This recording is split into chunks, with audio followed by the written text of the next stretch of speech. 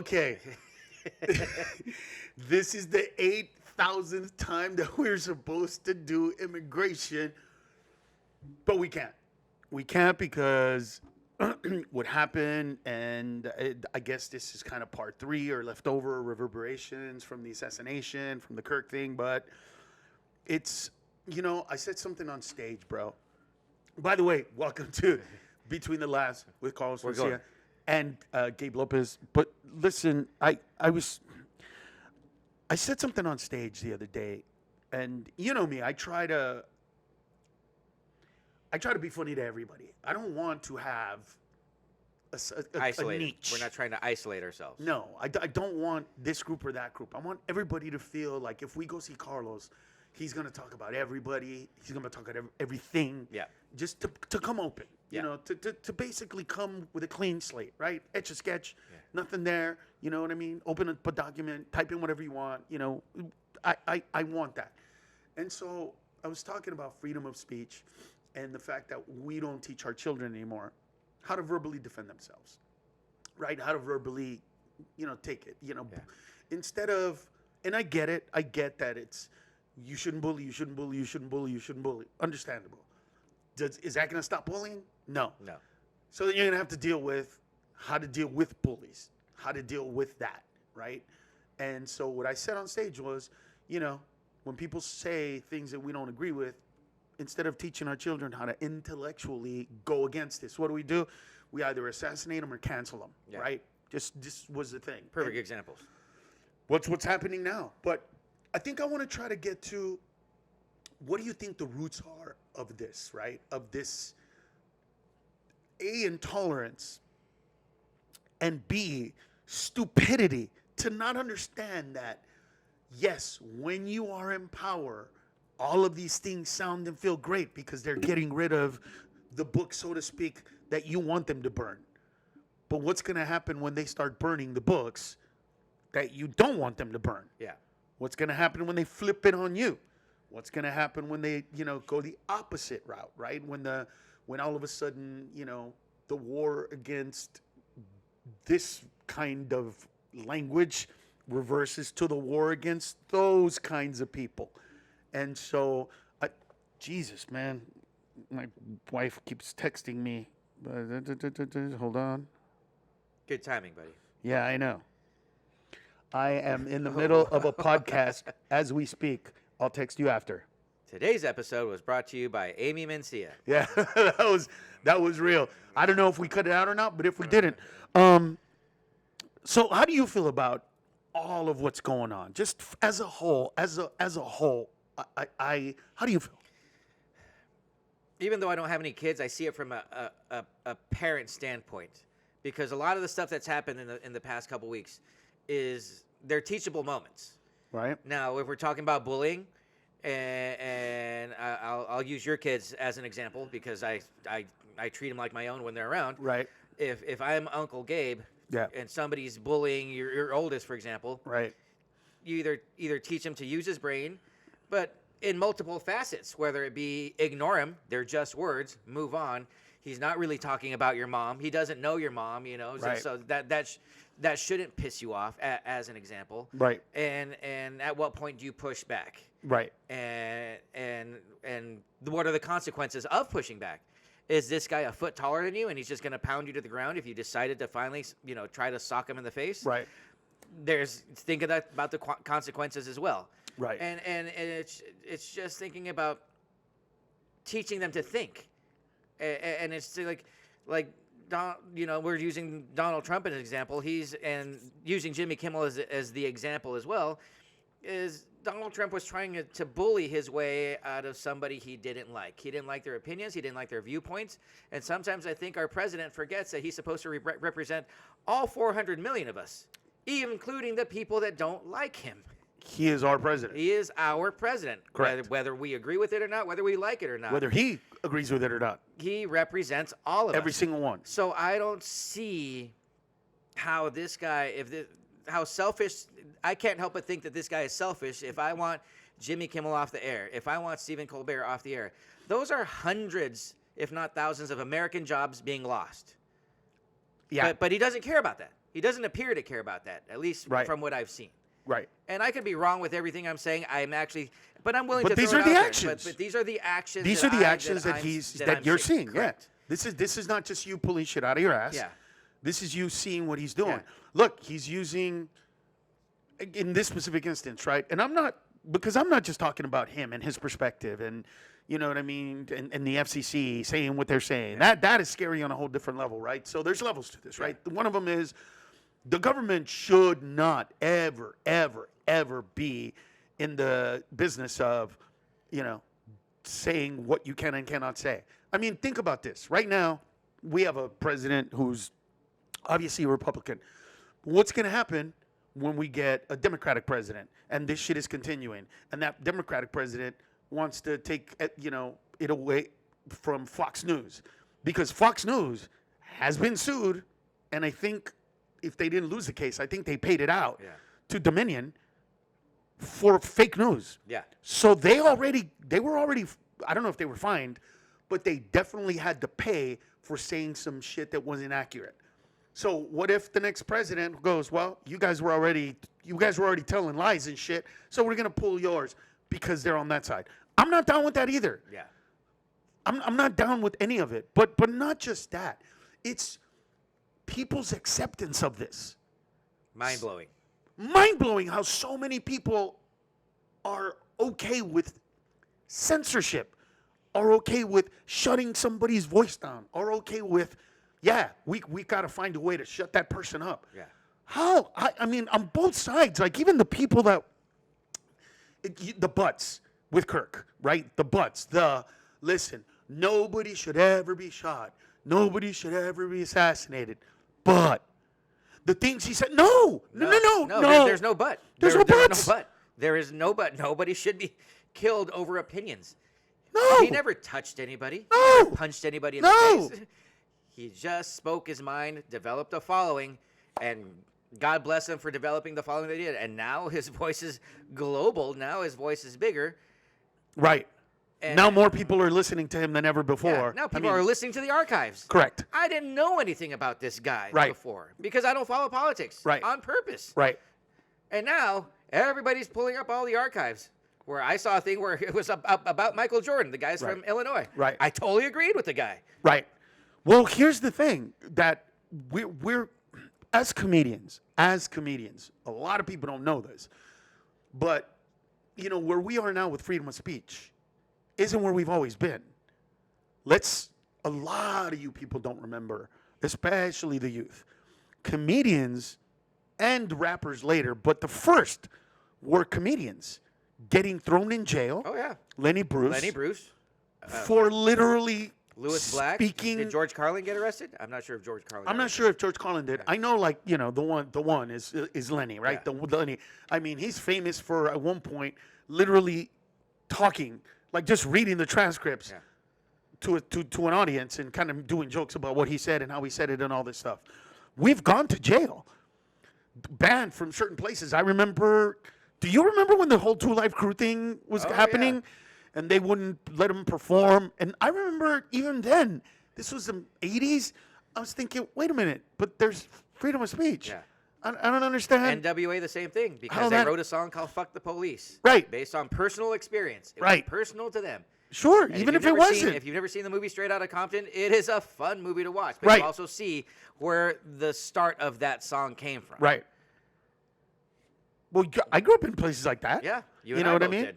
I remember a cop pulled us over. We were playing not stickball. We were playing baseball, regular bats, tennis balls on the street or in our parking structure. Yeah. Like it's not a structure, but in the parking lot. Yeah. Which cops came in, put us all on the floor. I had the keys to my truck. He goes, empty your pockets and put them on the hood. And I had keys to my car. And I was like 16. And I put my keys gently on the hood of the car. And he hit me with his baton. Because he's like, why are you putting shit on my car? After he told me to put my shit on his car. Like, this is... I get all that. My big fear is that people are beginning to feel on both sides that it's okay to shut people up, but not intelligently. with, like I said, you know, whatever these things, they shouldn't say that. They shouldn't do this. They shouldn't be that. And then trying to either cancel them. Like cancel culture was one thing. And then it's graduated to assassinations. Yeah. But we as comedians, I mean, you, for example, thrive on this. You have a show that has been going on here for how many? 13 years now? So pushing 12 and a half. So we're Okay, pushing so 13. you're pushing 13 years. And it's literally called The Dirty at 12:30. Yes. And The Dirty, for you people that aren't really familiar with it, especially this show, is not necessarily we're going to do dick jokes and talk about slobbering vaginas.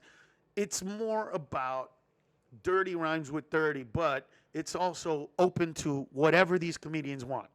But I record every show. Yeah. In case there are people that complain, because my show's still in a casino at the South Point Casino, and I still. So you're still a bit defensive? And I still have to make the speech, which I call the disclosure, on every show. So if there happens to be a high roller that complains, right? Well, Gabe, we know that Gabe does. Like if you're easily offended, and right? You Give the speech. Give the speech so they know. This is literally the speech he gives every week before the show, for a show called The Dirty at 12:30, where everybody knows exactly what they're getting, to the point where when you get to that point, so if you don't like, if you're easily offended, the audience responds. Yes. So go ahead. And it's like it's long-winded. It's evolved, and I try to make it funny, but ultimately it's still a legal disclosure that they don't realize. Where I'm like, this is a complete open-minded, uncensored show. So if you're honestly the type of personality that's easily offended, and I'll just scream out because the fans are called Dirty Birds, and I'll scream out Dirty Birds, and you'll hear 400 people scream out, "Get the fuck out!" Yeah, exactly. Screaming it. Yes. We just don't want you here. You don't belong here. Right. If you that's so that's the disclosure code. So now if you sit through the show. I have it recorded. If a boss, one of the bosses, one of the owner comes, hey, what happened here? This person's complaining about this. I start this in the beginning, and I disclose it, and I protect myself, and in turn the casino from anything. And so I still have to do it every week. It's monotonous, and I, of course I get tired of doing the same thing over and over and over again. Right. But that protects everybody.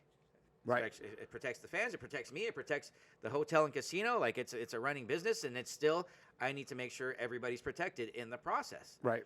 The South Point has attorneys. I get to talk to them. Right. Okay. So can I make this fun of this, or can I skew this a little bit, or can I say this? Everything is very structured in the beginning of the show. Right. And still, I tell the comics, look, you're free to say anything. Do not insult the casino, and do not insult any of the staff.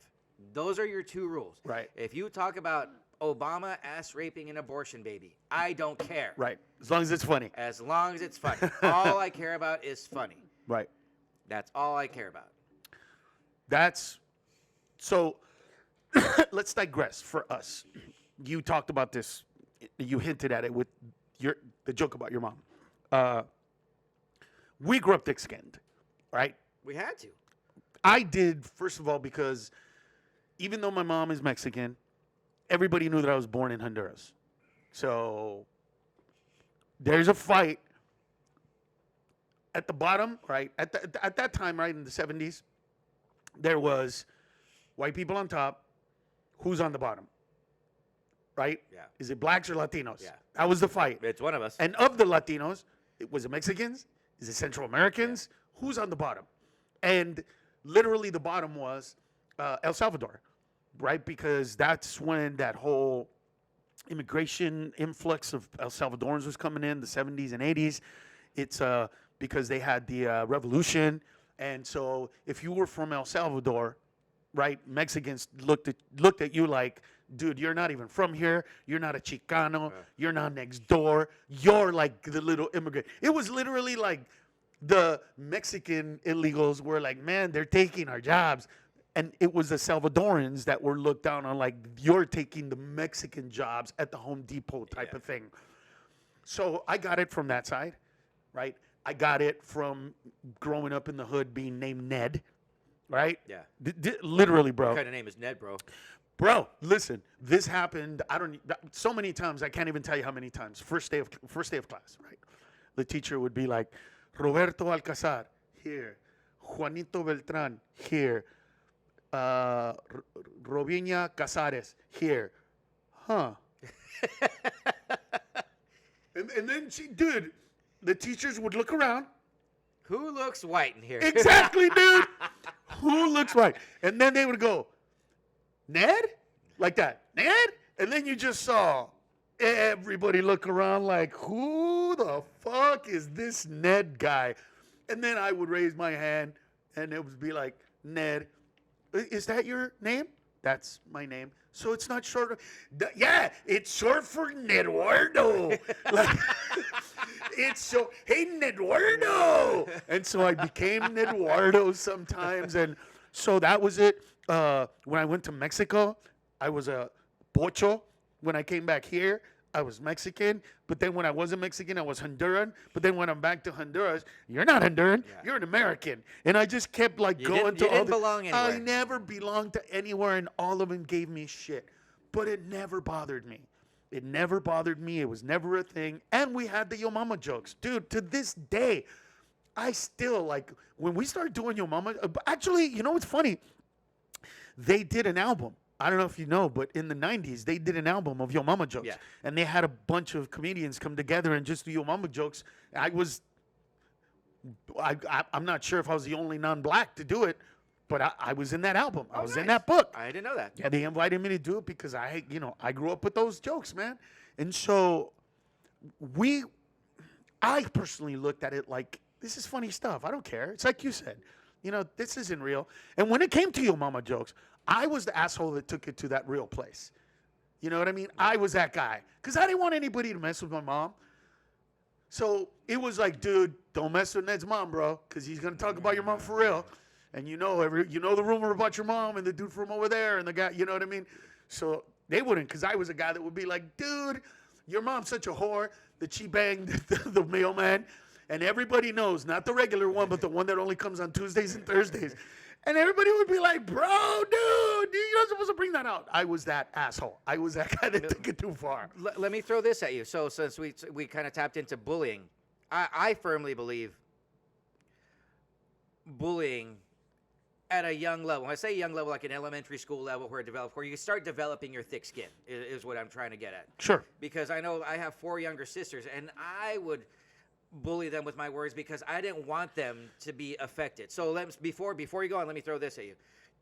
I think being bullied, me personally, as a kid, led me to being funny because that's how I got out of fights. Right. That's how these, if I was able to crack a joke and make them laugh, right, all of a sudden I became more likable. Right. And if I'm likable, they don't want to kick my ass anymore. Right. Even though there was no reason to kick my ass in the first place. Right. But you were small. But that's and I was just a smaller guy. It was, I wasn't the commanding, monstrous 6'6" presence that I am today. Correct. The giant man that you've become. It's all his ego. This is his ego talking, ladies and gentlemen. This is just his ego. But that's what, and that became the street cred. You started like, okay, I got out of this fight today, and that was, I would count it like I got out of this fight, and I got out of this shit, because I never, much like you, I never had an in. The Mexicans were all the cholos, but I didn't want to be a cholo. Right. And all the athletes were black, and I played sports, but I wasn't that either. Right. I had decent grades, so I could make friends with all the white people, but it's so. You can't talk about carne asada. But I started figuring out about white people and black people, and that I didn't realize, like, especially in high school, that was my basis for being able to speak about black people funny and intelligently, and white people and Latinos, obviously. But then it gets more specific, going to the Filipinos and Islanders. Mm-hmm.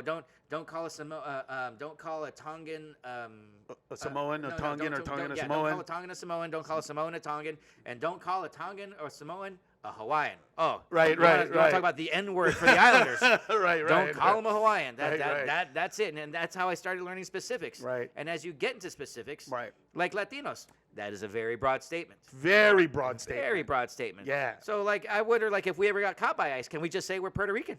Because that's an American territory. Can we say that? Is that citizens? It should be.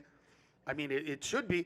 Well, so let's start by defining, which is a big problem, in my opinion, bullying with what would be a word, ribbing, messing with, poking. There's something before bullying. Yeah. Right? There's just, and I'm talking about with your friends, with my friends. it wasn't bullying, but they were messing with me. Yeah. Right? But would be a group of people where you were just one of the many targets? Yeah, but it never got, like, it wasn't a physical thing, and it wasn't a yo mama, like, well, yeah, like yo mama jokes, as an example. Yo mama jokes are never bullying, right? Yo mama jokes were, okay, let's have a battle, right? Yeah. It was like a rap battle for us. It was like some guy going, oh, here we go, boom, boom, and then we're like, yo mama, and then we just started going, right? Yo mama jokes were the older version of that. Yeah.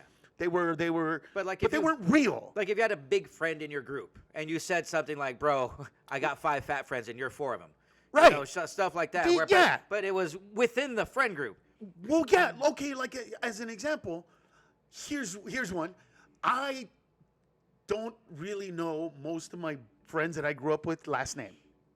Yeah, because they had a nickname. Correct. I know their first name and some physical. Yeah. Something that's wrong, Yeah. right? Some physical trait, right? So my birth name is Ned Arnell Mencia, right? That's my birth name. My birth father's name is Wholeness. So I thought that my name was Ned Wholeness growing up. It isn't. It's Ned Mencia. But, going to school, you don't have to put your legal name, I guess. Yeah. So I was known as Ned Wholeness Frijoles. That was my name, right? That's how they messed with me as a kid. What's up, Beaner? That's why I use that word Beaner like I love it, because I do love it. Yeah. Hey, I love beans of every kind, bro. Yeah. It doesn't matter.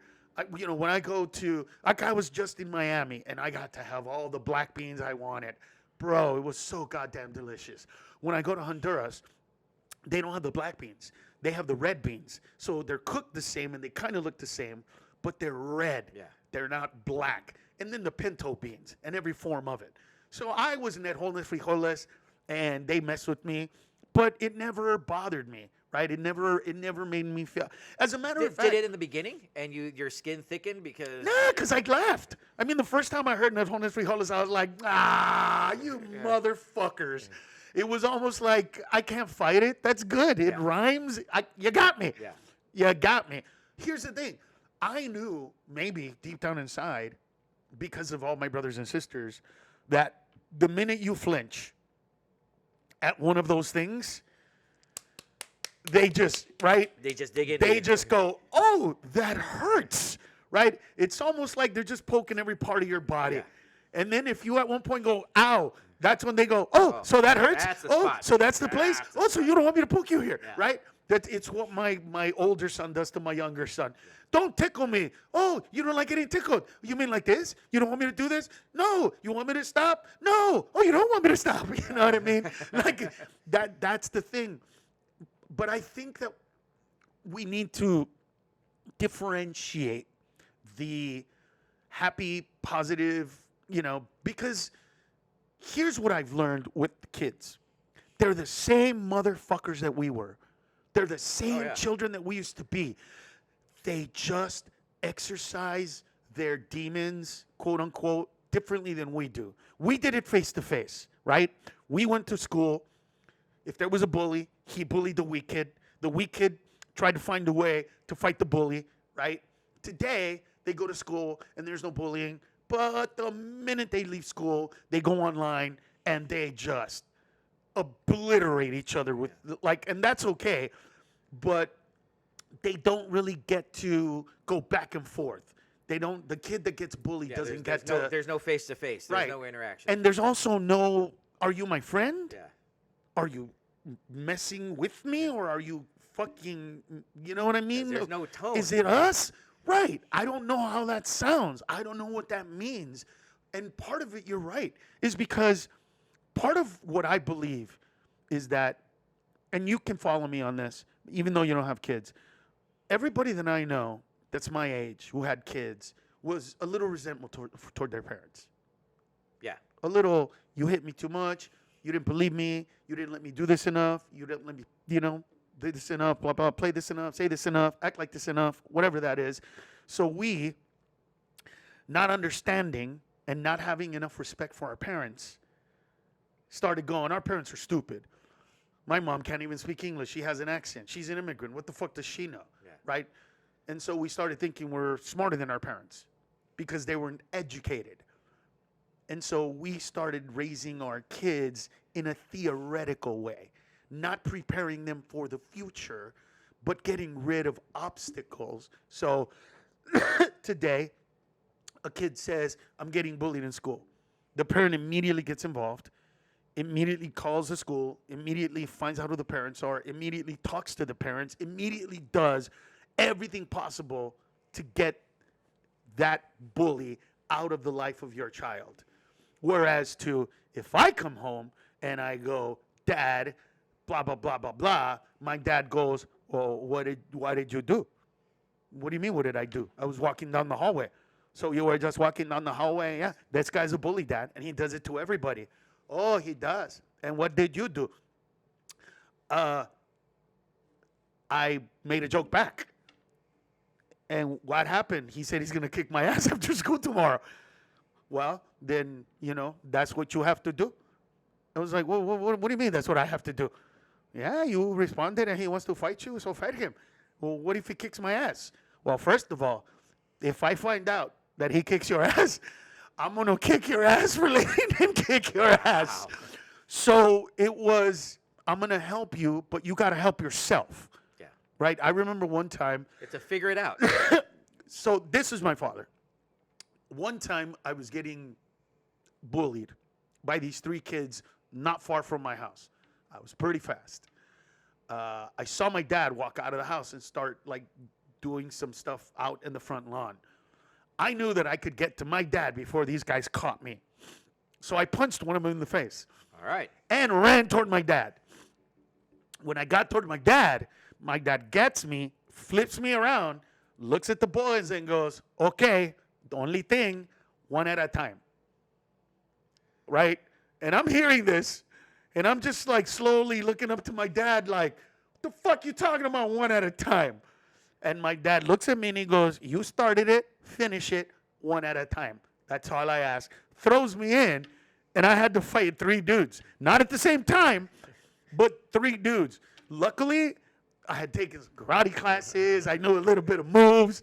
You know what I mean? So they didn't kick my ass, but he put me in a position to make me responsible for my actions and my words. You know what I'm saying? You were still protected. He protected me enough. Yes. He basically said, look, nobody's going to kill you. He was still the ringmaster in this whole situation. But you might get your ass beat for opening your fucking mouth and punching this kid in the face. So lessons were learned all around. Yeah, but those are lessons that today, I don't know that we as parents would have the balls to teach our kids. You know what I'm saying? These are the lessons that today I don't know if parents would allow to happen, because we remove all obstacles from our kids. It's don't jump, don't jump, don't. Well, first of all, dude, baby-proof in a house. You know what I'm saying? Yeah. Baby-proof in a house. I remember as a kid, my mother and father watching me as I walked with a butter knife. I'm walking toward it, bro. You could tell that my stupid little ass is about to shove that thing inside the plug. Everybody knows it. I know it. My mom and dad know it. And I don't even know how old I was, bro. I was pretty young.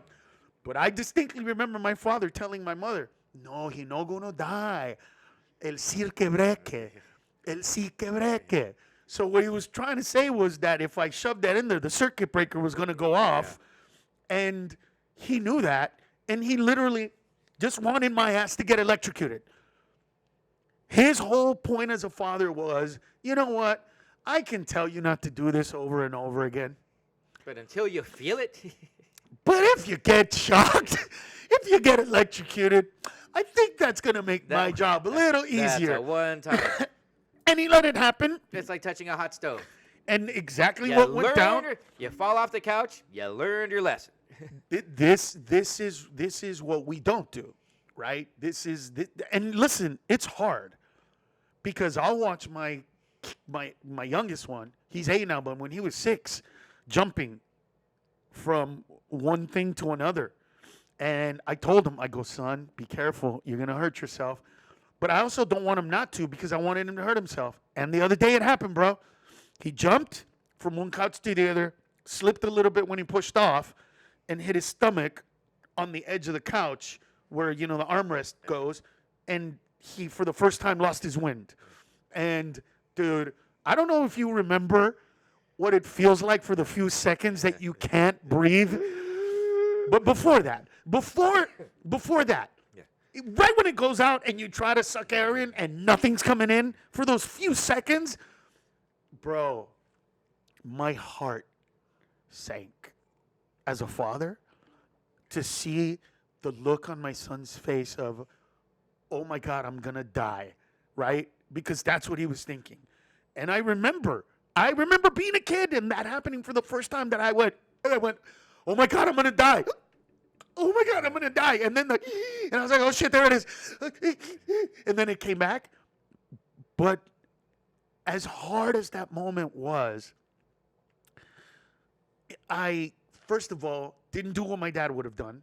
So I switched it up. I didn't go, ¿Qué te dije? ¿Qué te dije? Which means, what did I tell you? That's what our parents would have done. Right? That's how they would have thrown the jab at us. I didn't. I looked at him and I said, son, this is why I tell you what I tell you. It's not because I don't want you to have fun. It's not because I don't want you to jump around and learn, how to be a child. It's because I see these moments because I was like you and I fell and I tripped and I blah, blah, blah, blah, blah. So what we do is, our wooden we have a big kind of coffee table, and on the edges, it has a piece of foam just in case he falls. He'll hurt himself, but he won't scar himself. But he won't kill himself. And hurts, yeah. So I think that those lessons, right, are not being taught by parents today because we threw out the baby with the bathwater. I believe in this specific instance as parents, we literally threw the baby out with the bathwater by getting rid of all of it. None of those lessons are learned. So we have kids who the only way they know how to exist is for everybody else around them to not say anything that they disagree with. And this is when safe spaces were born. What, 10, 15 years ago? Yeah. Remember the safe spaces? This is a safe space. The world is not a safe space. No. And there's going to be somebody at your job who's going to be an asshole to you. There's going to be, a foreman that's going to push your buttons. There's going to be somebody that doesn't like you that's going to give you shit. These are normal parts of life in the world.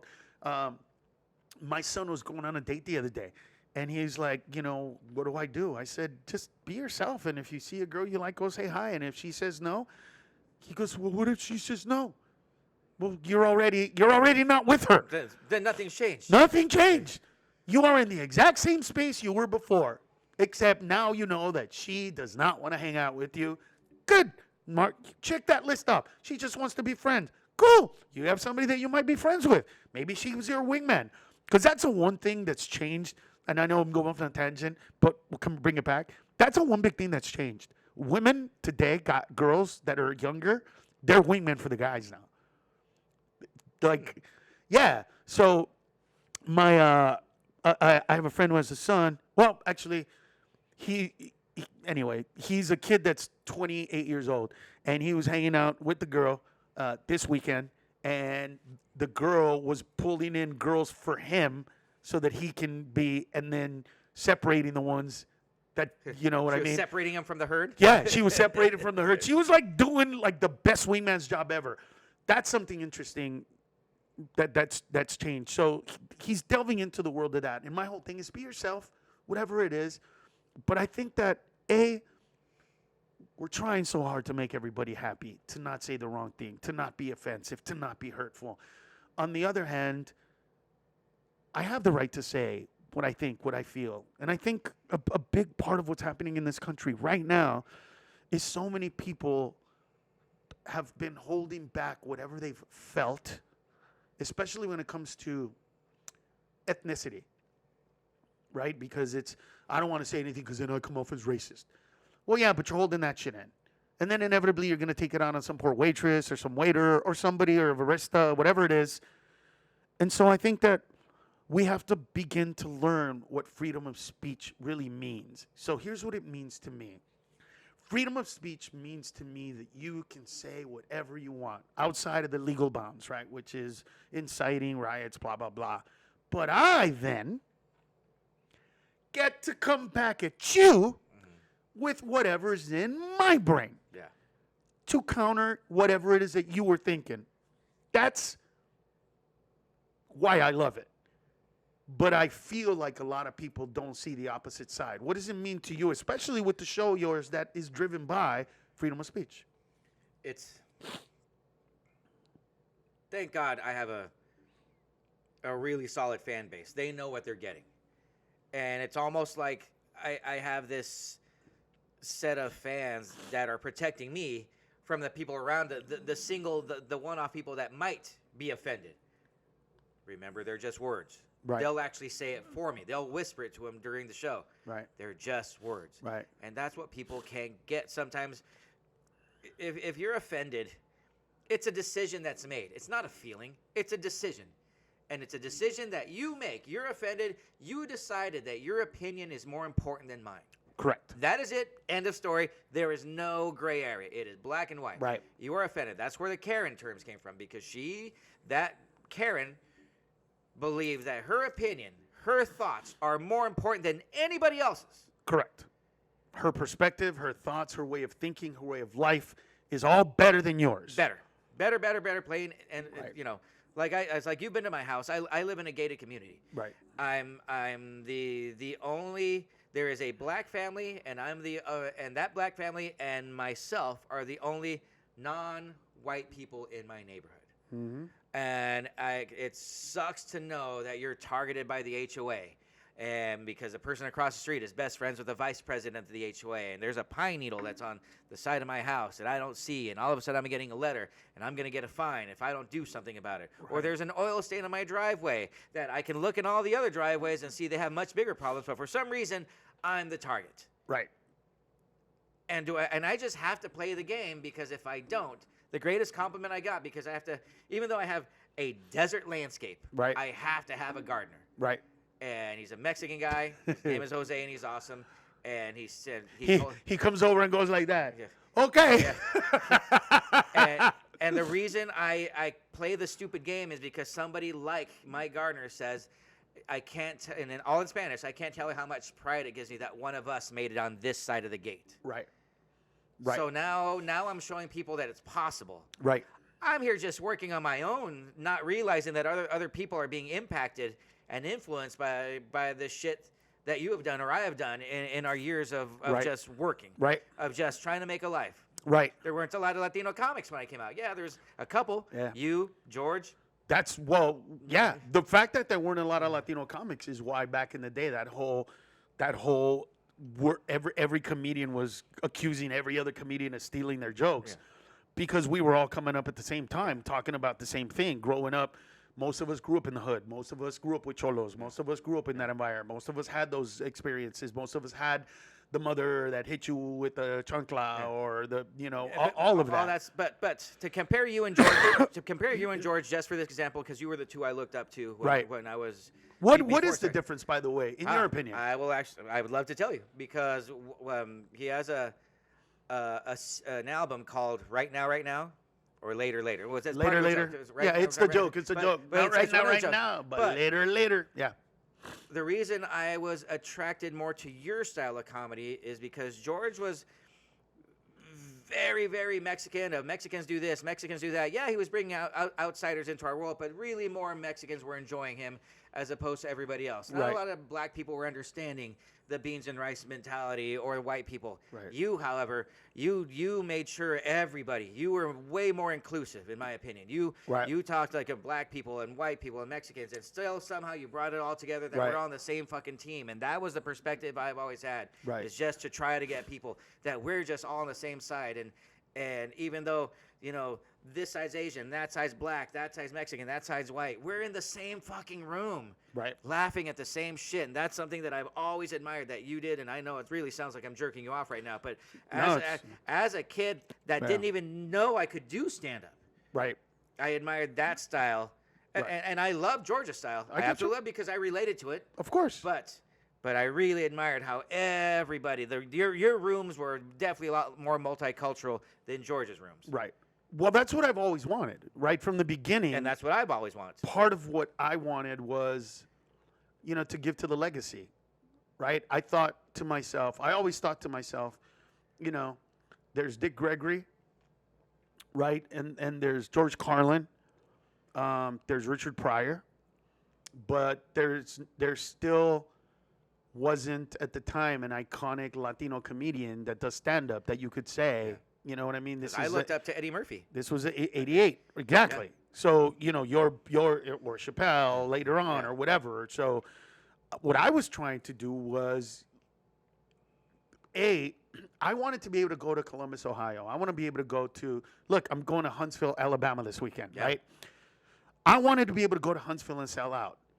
Not just because of me, but one of the most prideful things for me, it was going to a club and looking at all the pictures on the wall and seeing 0 Latinos.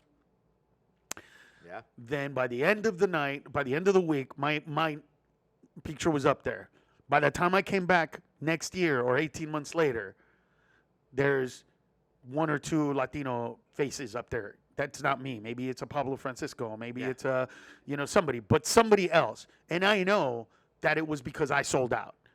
I know that I sold out and they went, oh, there's a market for these comedians. In a predominantly white area. Correct. So now the managers, the bookers, okay, so maybe we do have a market for this. Correct. Holy shit, Pablo Francisco sold out before show number 1. Correct. Because, guys like Barbosa, who can come in, like Felipe, who could come in and just kind of be, they exist because those existed. It's part of why I never, especially when comedians want to shit on Paul Rodriguez, because of how he started. Because he wore a bandana and he went on stage and pulled out a knife and said, this is the Mexican Express card. I get everything I want. Never leave home without it, blah, blah, blah. Well, he was our step and fetch it. That was a necessary evil to open a door for us. Yes. He was the first of our kind that had to take the bullet. Yeah. He had to be the stereotype. He had to because, and if you follow his career, he went from that to being a voice of the Latino community. Absolutely. It's not like he didn't evolve. Yeah. He evolved into making social commentary. Oh, yeah. Oh, I've had political conversations with him for hours. There you go. And so he did that. But this is what I'm saying. Freedom of speech involves all of that. Us being able to talk about that. Us being able to go there. I'm very afraid of the fact that people are so ill-equipped intellectually to deal with anybody or anyone that speaks differently than them or has a different opinion. And here's the thing. On top of all that,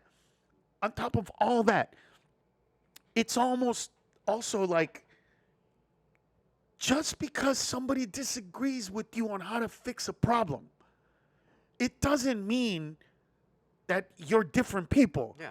It's kind of like when I go on and say, I need to go from point A to point B. 3 routes come up. They're not fighting each other. They're just 3 different routes. Yeah. If you go this way, I think it's going to take you that long. If it goes that way, I think it's going to take you that long. If you go this way, I think it's going to take you that long. Which way do you want to go? I think it's the same thing. If we have a problem with, we have a problem with water getting to Las Vegas. Okay, how do we fix this problem? That's where we differ. We should get it from the dam. We should get it from the river. No, we should get it from under the water. No, we should get it from under here. These are all different opinions, but that's all it is. The danger in what we're doing is we're not teaching our kid from the beginning to deal with words. We're not letting them know that they're just words. I mean, when you're saying, nobody should get killed, but what he said. No. There's no but. There's no what he said. You're literally saying that because he spoke certain things, that he's going to incite people to kill him? What the fuck? No. When somebody says some shit to you, should be incited to say some shit back, to retort. I think everybody should have to take a class, a debate class. everybody should have to take a debate class. It's so that they learn. Because one of the things that I learned in debate, I don't know if you ever took the class, is that they give you a topic before you know how you feel about the topic. Yeah. So you literally might be debating something that you hate, you disagree with. I disagree with hardcore porn. Disagree with it. But this is what I got it. So now let me do the case study. Let me figure it out. Let me go to the farm. Let me do the studies. Let me see. I, on the other hand, am pro hardcore porn, and this is why I feel. But see, that's what I'm saying. Yeah. And that's the beauty of it. You're going to say blah, blah, blah. Because that's what's happening right now, right? Like, I don't know if you know this, and I don't know what states there are, but you know what? I'm going to start checking. There are certain states, like Nevada, where if you go to Pornhub, specifically Pornhub, it'll go to Pornhub. But if you go to Pornhub in certain other states, Texas, Utah. I think Florida too. I think Florida's one of them. By the way, Florida, really? I'm shocked. Florida is going to say no porn. That state, anyway. Well, Disney's rolling in his grave. Where it says, something like because of the children, when there's no way to verify and you have to blah, blah, blah. I don't know what it is, but you can't access Pornhub there unless there's something crazy. I don't even know what it is. Yeah. But you are basically saying from one side, yeah, it's good for you, blah, blah, blah, blah. And these guys are saying, yes, but how do you, any kid can say he's 18 years old. Yeah, well, that's against the law. Well, but they're going to lie. So here's where the push and pull goes. But here's the thing. Both want the same thing. Nobody wants, children to have access to this. No. I think, let me see it. But politicians sell it this way. The negative way, so you're against it. Right. You're against porn because you don't want children to have access to it. So by default, if I'm for it, this is how they sell it. By default, you want kids. I'm for it, so therefore I want kids to have access to it. And that's how they sell it. And that's the problem with the politicians. That's Correct. In my opinion. Yes. Because that's not the truth. Correct. I want to be able to jerk off myself, but I don't also want to need to be responsible for a 16-year-old kid that lies about his age. Yeah. I understand it, but that kid lied. And the fact that those kids are lying, but also all of those websites, right, the adult websites, have like a little sticker in them, like a little marker, where if you go and proof your house, so to speak, or whatever you give to your kids, the phone you give to your kids, and you put the parental controls on it, your kids can't access that. Yeah. I remember this switch, especially when it comes to kids and freedom of speech. When I first started doing stand-up, a big problem was shock jocks, right? The shock jocks. They're talking about this. They're talking about that. And it was minivan mothers, that would be in their cars and want to listen to the rock station, but then they would talk about, vag and going to the strip clubs or having titty dancers right behind them as they're doing their show. Oh, heavens, no. And it was all like, I don't want my kids to hear it. Well, then change the channel. You're the one listening to it by yourself when you drop your kids off at school. Change the channel. But it started way back in the day with guys like Stern, where instead of change the channel, it's get them off the air. Yeah. And it has exponentially grown little by little to now we can't even tolerate anybody that differs with any opinions that we have without it becoming like this thing. And we talked about this on the other podcast. I have a whole bunch of brothers and sisters, and I don't agree with them. Whatever. No big deal. I still love them. I don't understand why. And I don't understand how people can't see that the tide will go against you one day. Yeah. And how are you going to feel about that? It's kind of like I'm from California. And right now, even in Spanish, they're doing these commercials for this Prop 50. Basically, Prop 50, if I'm not mistaken, is one that says that they can redistrict and gerrymander because they did it where did they do it? In Texas, and gained like 3 to 5 seats for the Republican Party. So now they're going to do it in California to counteract that. Yeah. And everybody's going like, okay, it's not right for them to do it, but it's not right for you to do it. And so, but Gavin Newsom's like, no, fight fire with fire, baby. Tired of letting them do it, and then everybody going, it's wrong, it's wrong, it's wrong. Is he he right or is he wrong, in your opinion? Well, is fighting fire with fire yes. using the Malcolm X mentality yes. as opposed to the Martin Luther King mentality? Well, here's the problem. Today, that Martin Luther King mentality doesn't work, right? It doesn't work because people don't follow that moral compass. Is Jimmy Kimmel back on the air because they wanted him back in the air and it was freedom of speech?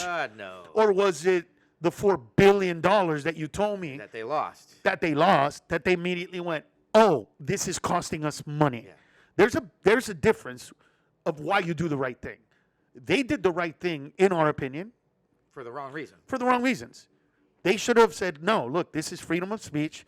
This is what he feels. We will protect it. And if our ratings go low enough, then we have the right to fire him for monetary purposes that actually make sense to our network, which is not what was happening, right? Yeah. And so all of a sudden they lose $4 million, and they're like, oh, well, we never fired him. Remember I told you, because you had said, and last year I went, he's not fired. He's suspended indefinitely. There's a reason for this. Yeah. And boom, all of a sudden he's back. And so I'm just thinking that we got to go to the roots of this. It has to go to parents who have kids that bully. First of all, most kids that bully are getting bullied at home, right? It's that. It's a trickle-down effect. It's a trickle-down effect. I mean, and we, I don't know if they have a lot of movies like that, but when we were kids, they had those movies, right? Where the one kid, like Breakfast Club. Yeah. Right? Who was the asshole? The one guy that in the end you find his dad punches the shit out of him. Yeah. So at first, you're like, God, what is this dude's attitude problem? And then you go, oh shit, his dad is beating his ass. Yeah. So he's being hard because he has to be in this respect. Even those movies, I don't know if those are happening for kids today. Yeah. But we have to begin to teach these kids to deal with language and to value what freedom of speech means, because one day you might agree with everything they're censoring right now. But trust me when I tell you this, there will be a day when it will be flipped on you and they will take your rights. Just like what's happening in a lot of states, but specifically right now in Alabama. In Alabama, they began to tell ICE, can you please stop doing raids? Are all the workers in construction that are either not coming to work or gone is actually hurting us. And Americans, for some reason, not enough of them, want to do this work for that pay. So they're literally kind of going, okay, sorry, man, but we didn't realize you were going to take my worker Pedro or the waitress Sally that was at that one town forever and ever. And they were like, no, not her. Yeah. Well, but it becomes the butt mentality. Send them all back, but her. Correct. She takes care of my family. Correct. He's my roofer. Correct. He talks to all the other guys. He's the bilingual one. Exactly. And all those buts are inevitably, listen, if Americans wanted these jobs, we would have these jobs. There's a reason for these jobs. They exist.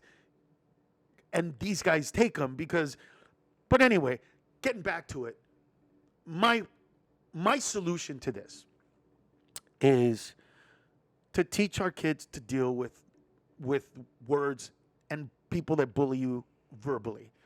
I don't think that stopped. I think that that's gotten somewhat worse and exponential with regards to the internet, because being able to be autonomous and have nobody know who you are, and to just, anonymous as well, and be able to do and say whatever you want without any repercussions whatsoever, or no teacher telling you to be quiet, or no parent telling you, what did you say?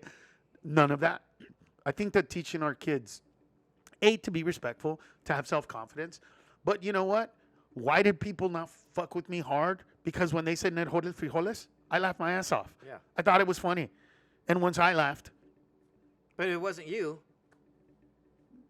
a sensitive version of you that goes running home, Mom, Dad, this is what happened to me today, because you know that exists as well. Sure. But those parents have to teach that kid. Like, look, you have to defend yourself. And as a dad, is there a party that wants to be like your dad? It's like, stop being a little bitch? Yes. I wouldn't say it like that, right? That's the difference between me and my dad, right? My dad was straight to the point. I'll kick your ass. You know, this is what it is. For me, it's, look, I'm not mad at you. I'm just telling you that if you do this, this is going to happen. And if you defend yourself, you're going to have self-confidence. You're going to believe in yourself. And as long as you do it in a way that doesn't, like, push the envelope too far, right? Because with bullies, it's make them laugh, don't humiliate them, right? Oh, that's the line. And that's a line that we learned. I know it's the Correct. line that I learned. Correct. That's the line that we learned when we got, right, when we went too far and the bully went from ha-ha to after school, motherfucker. Yeah. God damn it, I had him. I had him. Yeah. We were laughing together. We were laughing, and your mom's a bitch. What did you say? I had to talk about his goddamn mother. Shit. Yeah, exactly. But those are lessons that we learned, that we made, that lessons that our kids are not learning because we're not existing in the same plane. Yeah. Because we're instead teaching them that if somebody said something to you, it is of such relevance and importance. I got to call the school. I got to talk to your teacher. I got to talk to the parents. And it's kind of like, hey, listen. It's okay, son. Here's your participation trophy. Bring it down. Bring it down a notch for your kids. Teach your kids to deal with this shit so that when they get older, they don't feel like think about this. We live in a young generation that is kind of like, well, you know, don't kill this guy, but you can't say that. You know, but you can't say that. But you can't say that. But then when it comes to, you know, other things, they view the opposite of it, right? Don't kill anybody in the Gaza Strip. Don't defend yourself in any way. It's jumping from one extreme to the other, right? Kill anybody, don't kill somebody. It's all this, and it just all needs to go, okay, let's bring it down to a level of talking. And remember that nobody's going to get hurt.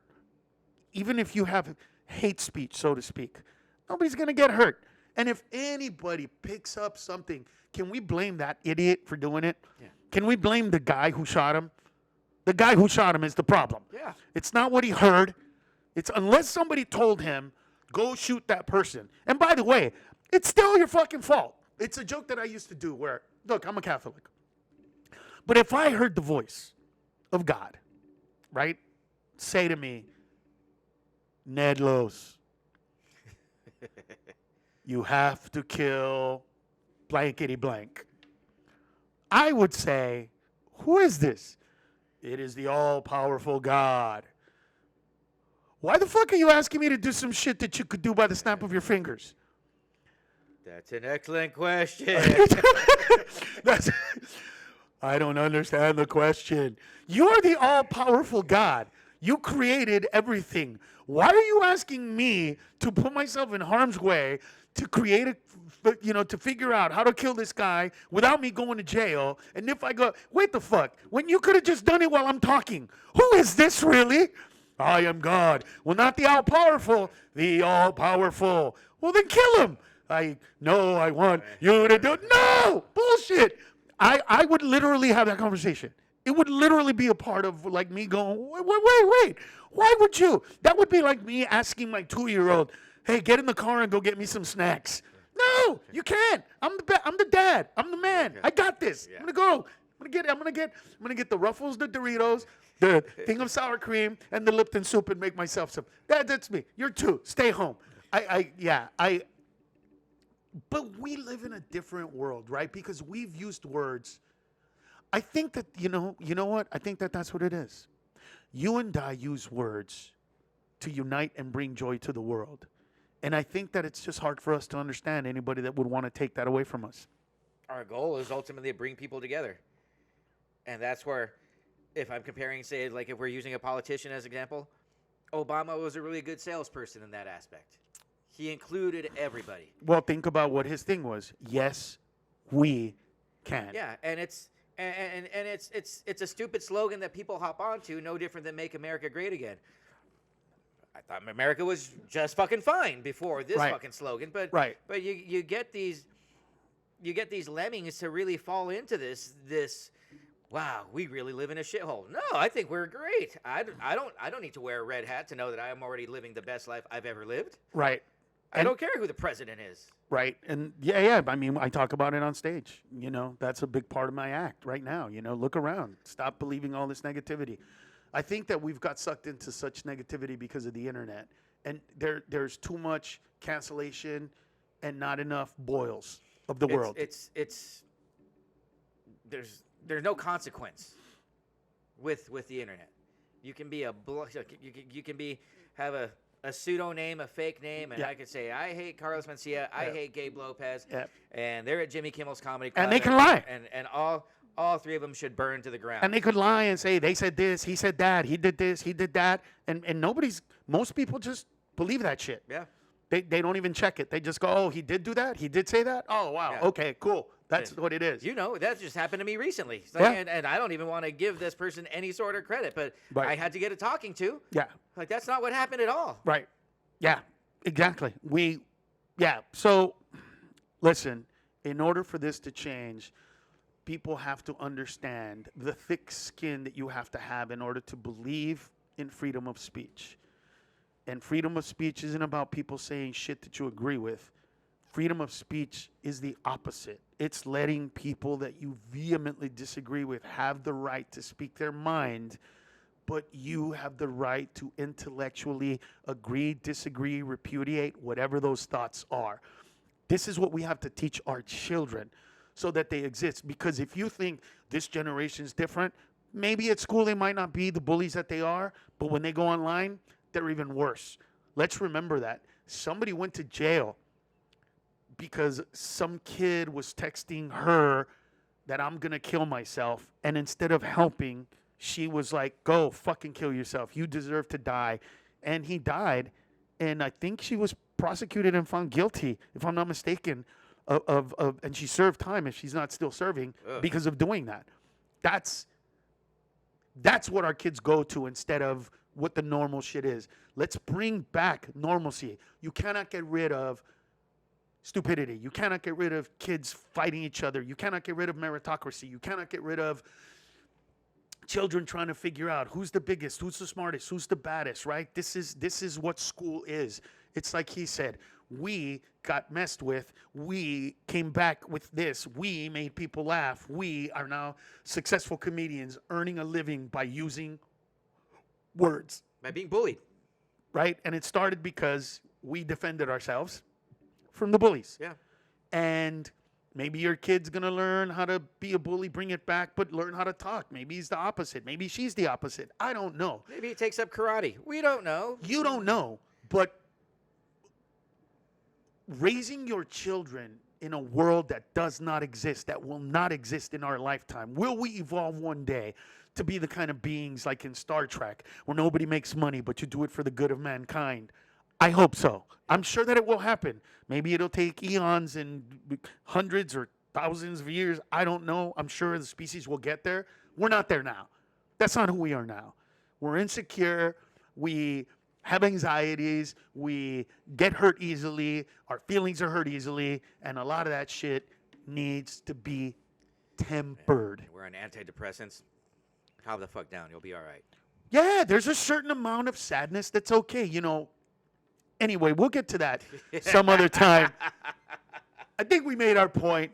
Just raise your goddamn children to take a bit of and to respond verbally as well, so that they learn how to talk, so that they learn how to defend themselves, so that they learn how to be human beings. Just teach them how to think. That's it. Yes. Just teach them how to think. So that when they do go to a job and they do or they don't get that promotion that they thought they deserved, that they can go and talk to the boss and say, hey, I believe I deserved, or before you make your decision, here's my case, and not to go, well, whatever I say, whatever, they're going to pick whoever they're going to pick.